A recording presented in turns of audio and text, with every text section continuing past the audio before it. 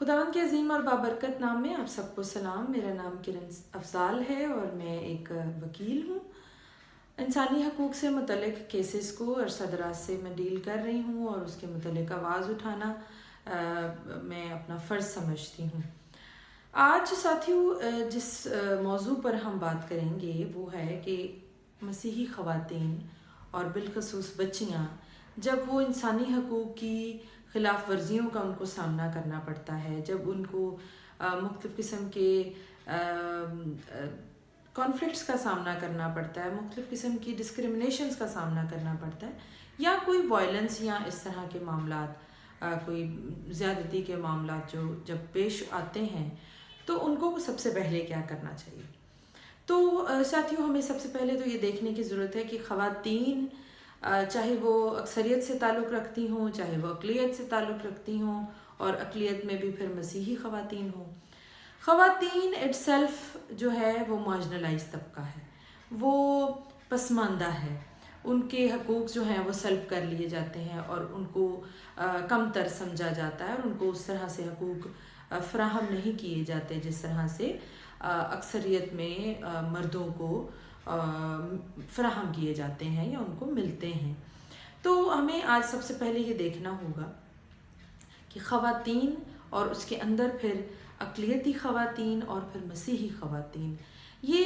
Marginalised ہوتے ہوتے کافی layers جو ہیں وہ مارجنلائزیشن کی بن جاتی ہیں، اور جو کہ ان کو مزید جو ہے وہ محرومی کی طرف لے کر جا رہی ہے۔ اور ان کو جب کوئی معاملات پیش آتے ہیں تو ان کے معاملات خاص طور پر ہمارے جو بڑے بوڑھے ہیں، ہمارے جو گھر کے سربراہ ہیں، ہمارے مرد جو ہیں، اور خاص طور پر جو خواتین ہماری بڑی بوڑھی گھر کی ہوتی ہیں، دادیاں، نانیاں، بڑی بھی، اس طرح کی جو سربراہ کی حیثیت سے ہمارے گھروں میں موجود ہوتی ہیں، وہ اپنی عزت کو بچانے کے لیے ان تمام کیسز کے لیے آواز اٹھانے سے منع کر دیتی ہیں،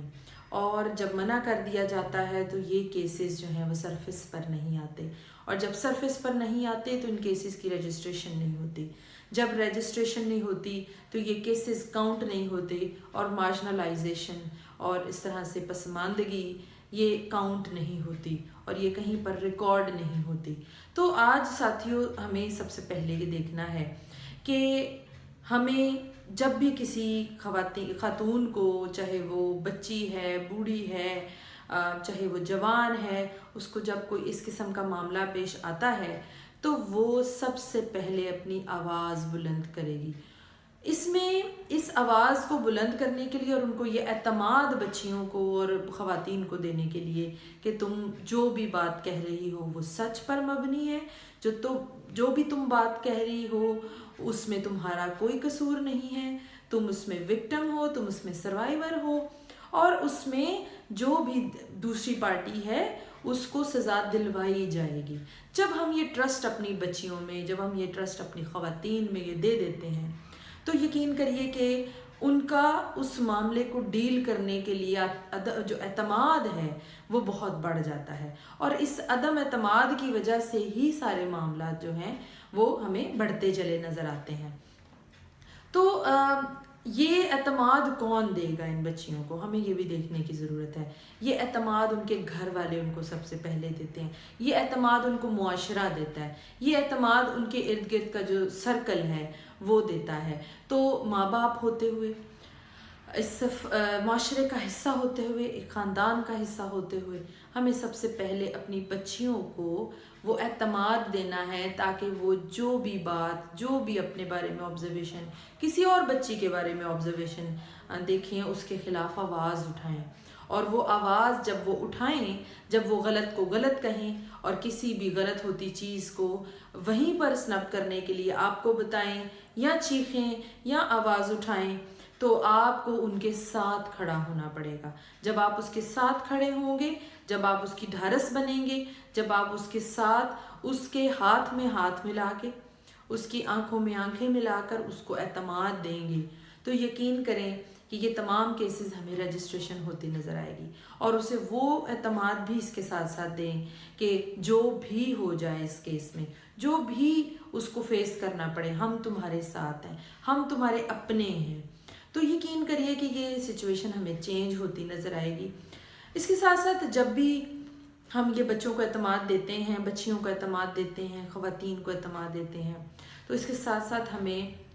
اس کو مین سٹریم میڈیا میں لانے کے لیے ایک قوم ہوتے ہوئے یکجا ہونا ہے، یک آواز ہونا ہے۔ کیونکہ جب ہم دیکھیں انگلیاں جو ہیں جب علیحدہ علیحدہ ہوتی ہیں تو ان کی کوئی اسٹرینتھ نہیں ہوتی، لیکن وہی انگلیاں جب اکٹھی ہو جاتی ہیں تو وہ ایک مکے کی صورت بن جاتی ہیں، اور یہ مکہ جو ہے یا یہ بندھی ہوئی ہتھیلیاں جو ہیں، یہ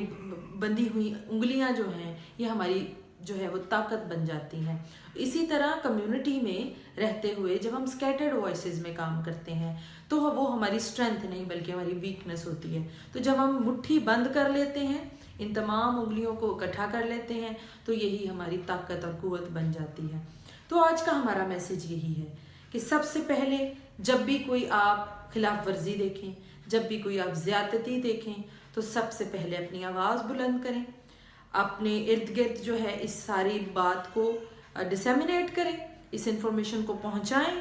بنا یہ سوچیں کہ ہم پر کل کو کیا حرف آئے گا، ہماری عزت چلی جائے گی، ہمارا ناموس چلی جائے گی، اور ہم جو ہیں وہ کسی کی شاید دنیا میں فیس نہ کر پائیں کسی کو۔ تو یہ سب سوچنے سے بالا تر ہمیں یہ سوچنا ہے کہ ہم نے غلط کے خلاف آواز اٹھانی ہے، ہم نے غلط کو غلط کہنا ہے، اور ہم نے غلط کے کو جو ہے وہ جڑ سے ختم کرنا ہے، برائی کو جڑ سے ختم کرنا ہے۔ اگر ہم خدا یسوع مسیح کے پیروکار ہیں تو ہمیں اس بات کے، اس غلطی کے، اس گناہ کے خلاف آواز اٹھانی ہے، اپنے کیسز کو رجسٹر کروانا ہے، چاہے وہ کسی اخبار میں رجسٹر کروائیں، چاہے کسی میڈیا ہاؤس میں کرائیں، چاہے پبلکلی کروائیں، چاہے وہ کورٹ میں جا کر یا تھانوں میں جا کر رجسٹر کروائیں، وہ کوئی بھی فورم ہو، ہم نے آواز کو دبانا نہیں ہے، ہم نے آواز کو بلند کرنا ہے۔ اگلے آنے والی ایپیسوڈز میں ہم مزید دیکھیں گے کہ خواتین کے حقوق کے بارے میں مختلف قسم کے قوانین کیا کہتے ہیں، اور ہم جانیں گے اور مزید اپنے آپ کو اسٹرینتھن کریں گے۔ جے مسیح کی، شکریہ۔